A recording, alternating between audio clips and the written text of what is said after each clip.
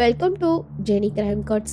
ஜனவரி 28, 2015 Germany Berlin பக்கத்துல இருக்கிற காட்டு பகுதிக்கு ஒரு சிலர் போயிருக்காங்க. அப்படி அங்க போனவங்க அங்க இருந்த ஒரு வினோதமான காட்சியை பார்த்து அது என்னன்னு தெரிஞ்சுக்கிறதுக்காக கிட்ட போறாங்க. அப்படி கிட்ட போனவங்களோட ஹார்ட் பீட் அந்த காட்சியை பார்த்ததும் வேகமா துடிக்க ஆரம்பிக்குது.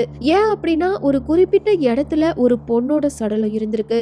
ஆள் நடமாட்டம் இல்லாத அந்த காட்டு பகுதியில இருந்த அந்த சடலம் யாரோடது? போலீஸோட இன்வெஸ்டிகேஷன்ல போலீஸ்க்கு தெரிய வந்த அந்த பயங்கரமான விஷயம் என்னன்னு டீட்டெயிலா பார்க்கலாம் வாங்க.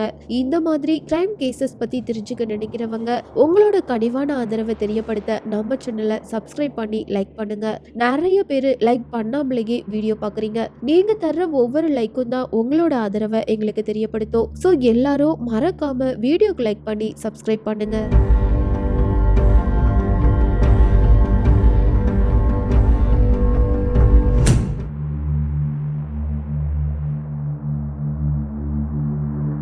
இப்போ தகவல் தெரிஞ்சு கிரைம் ஸ்பாட்டை ரீச் பண்ண ஜெர்மன் போலீஸ் இறந்த சடலத்தை மீட்டு அட்டாப்சிக்கு அனுப்புறாங்க.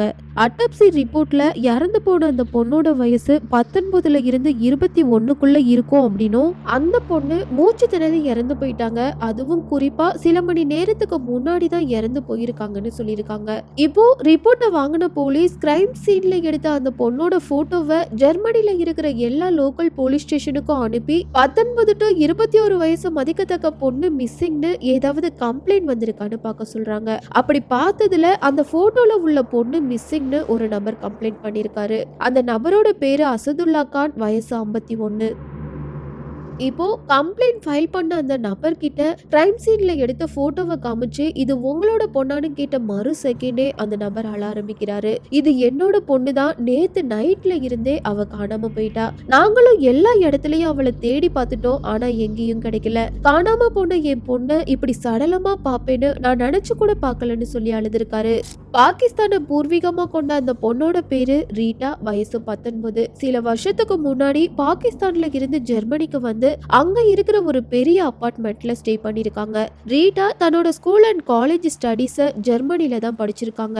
ரீட்டாவோட அம்மா பேரு சாஜியா, அப்பா பேரு அசதுல்லா கான். ஜெர்மனில இருக்கிற ஒரு காலேஜ்ல டென்னல் டெக்னீஷியன் படிப்பை கண்டினியூ பண்ணின ரீட்டா 2015 ஜனவரி 27 நைட்டு மாயமாகிருக்காங்க. இப்படி மாயமான அடுத்த நாள் காலையிலேயே ஒரு காட்டு பகுதியில இருந்து சடலமா மீட்கப்படுறாங்க. ரீட்டாவோட கொலை கேஸ டீப்பா இன்வெஸ்டிகேட் பண்ண போலீஸ் டிபார்ட்மெண்ட்டையே கதிகலங்க வைக்கிற மாதிரி ஒரு அதிர்ச்சியான விஷயம் தெரிய வருது.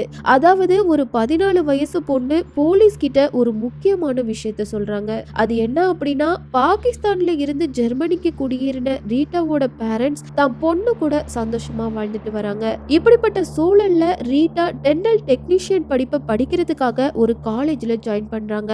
ஆரம்பத்துல படிப்புல மட்டும் கவனம் செலுத்தி படிச்சிட்டு இருந்த ரீட்டா சில மாசத்துக்கு அப்புறம் 25 வயசான ரகில் அப்படிங்கிற நபரை சந்திச்சு அந்த நபர் கூட ஃப்ரெண்டா பழகுறாங்க. இந்த ரகில் காலேஜ்ல படிச்சுக்கிட்டே அந்த பகுதியில டாக்ஸி டிரைவரா ஒர்க் பண்றாங்க. இவங்களோட ஃப்ரெண்ட்ஷிப் நாளாக காதலா மலர்ந்திருக்கு. ஸோ தன்னோட காதலை இன்னும் ஸ்ட்ராங் ஆகுறதுக்காக லவ்வர்ஸ் 2 பேரும் யாருக்கும் தெரியாம மொபைல்ல பேசி அவங்களோட காதலை வளர்த்திருக்காங்க. சில மாசத்துக்கு அப்புறம் லவ்வர்ஸ் 2 பேரும் மேரேஜ் பண்ணலான்னு முடிவு பண்ணி அவங்களுக்குள்ளேயே பேச்சுவார்த்தை நடத்துறாங்க. அதாவது நாம 2 பேரும் ஒரே சமூகத்தை சேர்ந்தவங்க தான். ஸோ நம்மளோட பேரண்ட்ஸ் இந்த காதலை கண்டிப்பா ஏத்துப்பாங்க. அதனால பேரண்ட்ஸ் கிட்ட சொல்லி நாம 2 பேரும் முறைப்படி மேரேஜ் பண்ணலான்னு முடிவு பண்றாங்க.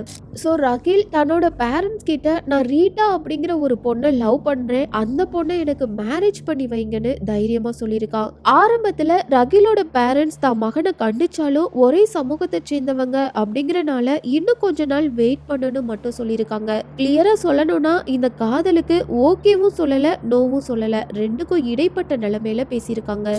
இப்போ தன்னோட வீட்டுக்கு போன ரீட்டா தான் லவ் பண்ற விஷயத்த பேரண்ட்ஸ் கிட்ட சொன்ன மறு செகண்டே அந்த பொண்ணை கண்டிக்கிறாங்க. நீ பண்றது சரியில்லை, லவ் பண்றது நம்ம குடும்பத்துக்கு செட் ஆகாது, சோ நீ லவ் பண்ற பையனை மறந்துருன்னு சொல்லியிருக்காங்க. ஆனா ரீட்டா தன்னோட பேரண்ட்ஸ் சொல்ற எந்த விஷயத்தையும் காதுல வாங்கல. அந்த பொண்ணுக்கு என்ன தோணுதோ அதை செஞ்சு அவங்க இஷ்டத்துக்கு வாழ்ந்திருக்காங்க. சொல்ல போனா ரீட்டாவோட அம்மா அப்பா 2 பேருமே அவங்களோட மத சம்பந்தமான விஷயத்துல தீவிரமா இருந்திருக்காங்க. இது மட்டும் இல்லாம அவங்களுக்கு லவ் பண்றது பிடிக்காம இருந்திருக்கு. ஆனா ரீட்டா ஒரு பையனை லவ் பண்றது மட்டும் இல்லாம நைட் டைம்ல அடிக்கடி அடிக்கடி வீட்டை விட்டு வெளியில போறது, அப்படி வெளியில போகும்போது தலையில முக்காடு போடாம போறது, இப்படின்னு தன்னோட பேரண்ட்ஸ்க்கு பிடிக்காத எல்லா விஷயத்தையும் செஞ்சிருக்காங்க. இதனாலேயே அந்த பொண்ணோட பேரண்ட்ஸ் தான் மக மேல கோவப்படுறாங்க. என்னதான் உள்ளுக்குள்ள கோவம் இருந்தாலும் தான் மகன் மேல உள்ள பாசத்துல எப்படியாவது ரீட்டாவை திருத்தணும்னு ட்ரை பண்றாங்க.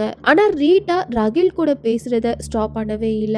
மறுபடியும் தன்னோட வீட்டை விட்டு அடிக்கடி வெளியில போறது, முக்காடு போடாம சுத்துறது, இப்படின்னு தன்னோட இஷ்டத்துக்கு வாழ்ந்திருக்காங்க. சோ ரீட்டாவோட பேரண்ட்ஸ் குடும்பத்துக்கு அடங்காம இருக்கிற தன்னோட மகளை கம்ப வச்சு அடிச்சு காயப்படுத்தி இருக்காங்க. ஆனாலும் ரீட்டா எனக்கு ரகில் தான் வேணும், நான் அவனை தான் மேரேஜ் பண்ணுவேன்னு பிடிவாதமா இருந்திருக்காங்க. இப்படியே பல நாட்கள் கடந்து போகுது.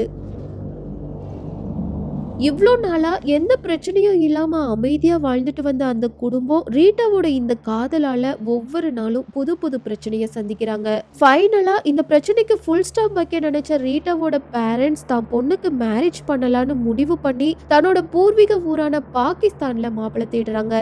ஆனா ரீட்டா, நீங்க என்னதான் மாப்பிள்ளை பார்த்தாலும் நான் இந்த மேரேஜுக்கு சம்மதம் சொல்ல மாட்டேன்னு சொல்லியிருக்காங்க.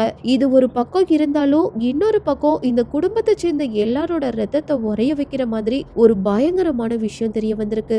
அதாவது ரீட்டாவோட வீட்டுக்கு ஜெர்மனி போலீஸ் ஸ்டேஷன்ல இருந்து ஒரு லெட்டர் வருது. அந்த லெட்டரை வாங்கின ரீட்டாவோட அம்மா நம்ம வீட்டுக்கு எதுக்காக போலீஸ் ஸ்டேஷன்ல இருந்து லெட்டர் வந்திருக்குன்னு யோசிச்சுக்கிட்டே அதை ஓபன் பண்ணி படிக்க ஆரம்பிக்கிறாங்க. அந்த லெட்டர்ல உள்ள வார்த்தையை படிக்க படிக்க அவங்களோட ரத்தம் கொதிக்க ஆரம்பிக்குது. இப்போ அந்த லெட்டரை தன்னோட ஹஸ்பண்ட் கிட்ட காட்டுறாங்க. அந்த லெட்டரை படிச்ச ரீட்டாவோட அப்பா சுக்கு நூறா உடைஞ்சு போயிருக்காரு. அப்படி அந்த லெட்டர்ல என்ன எழுதி இருந்ததுன்னா, உங்க பொண்ணு ரீட்டா மெடிக்கல்ல இருந்த ஆணுறைய திருடி இருக்காங்க, அதனால உங்க பொண்ணை கஸ்டடியில எடுத்து விசாரிச்சோன்னு எழுதி இருந்திருக்கு. ஒவ்வொரு அப்பாவும் பசங்களை விட பொண்ணு மேலதான் உயிரா இருப்பாங்க. அதே மாதிரிதான் ரீட்டாவோட அப்பாவும் தான் பொண்ணு மேல உயிரா இருந்திருக்காரு. அதனாலதான் வயசு கோளாறு காரணமா தான் பொண்ணு லவ் பண்ணிட்டா. அதனால அவளை அப்படியே விட முடியாது, அவளுக்கு ஒரு நல்ல வாழ்க்கைய உருவாக்கி கொடுக்கணும்னு நினைச்சு பல இடத்துல மாப்பிள்ளை பார்த்திருக்காரு.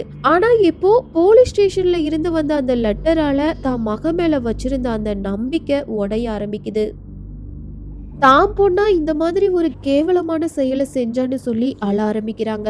ரீட்டா மெடிக்கல்ல இருந்து ஆணுறைய திருட முக்கியமான காரணமே தன்னோட லவ்வர் கூட க்ளோஸ் ஆயிருக்கிறதுக்காக தான்.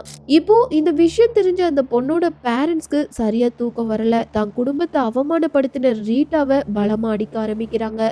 இப்ப வர நான் சொன்ன எல்லா விஷயத்தையும் அந்த 14 வயசு பொண்ணு தான் போலீஸ் கிட்ட சொல்லியிருக்காங்க. அந்த பொண்ணு வேற யாரும் இல்ல, இறந்து போன ரீட்டாவோட சொந்த தங்கச்சி நிடாதான். இப்போ சரியா 2015 ஜனவரி 27 சாயங்காலம் ரீட்டாவோட தங்கச்சி நிடாவை அந்த பேரண்ட்ஸ் தான் ரிலேட்டிவ் வீட்டுக்கு கட்டாயப்படுத்தி அனுப்பி வச்சிருக்காங்க.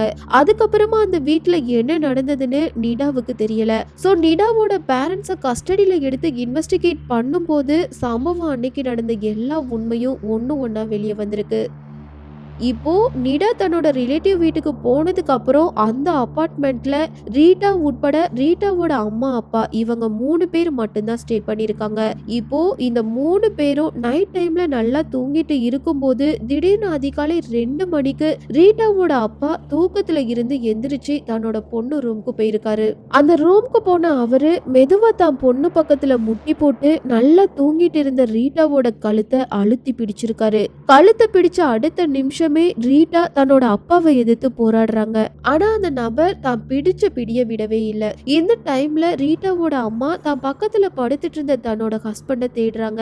அந்த நபர் ரூம்ல இல்லாததுனால பதறி அடிச்சு ரீட்டா ரூமுக்கு வரும்போது தான் மக கடைசி மூச்சுக்காக போராடிட்டு இருக்கிறதையும் தான் மகளோட கழுத்தை தான் ஹஸ்பண்ட் நெரிக்கிறதையும் பார்த்து உறைஞ்சு போய் நிக்கிறாங்க.